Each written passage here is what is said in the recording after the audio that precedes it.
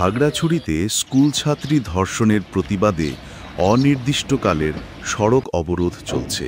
এ কারণে সব ধরনের যান চলাচল বন্ধ রয়েছে। অবরোধ সমর্থক যুগ্ম ছাত্র জনতা জেলার বিভিন্ন স্থানে সড়কে ব্যারিকেড দিয়ে রেখেছে, তবে পিকেটারদের আজ দেখা যায়নি।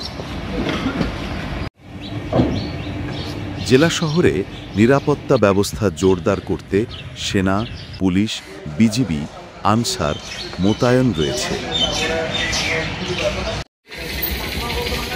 অবরোধে সাজেকে আটকে পড়া সব পর্যটককে রাতেই খাগড়াছড়িতে নিয়ে আসা হয়। পর্যাপ্ত নিরাপত্তার মধ্য দিয়ে তাদের অনেকেই ফিরে গেছেন গন্তব্যে। শনিবার ২৭ সেপ্টেম্বর দুপুরে খাগড়াছড়ি পৌরসভা, সদর উপজেলা ও গুইমারায় অনির্দিষ্টকালের জন্য ১৪৪ ধারা জারি করা হয়। পরিস্থিতির উন্নতি না হওয়া পর্যন্ত ১৪৪ ধারা বহাল রাখা হবে বলে জানিয়েছে জেলা প্রশাসন।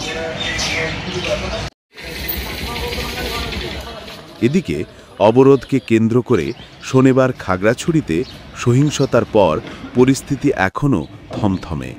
আতঙ্কে ঘর থেকে বের হচ্ছেন না সাধারণ মানুষ।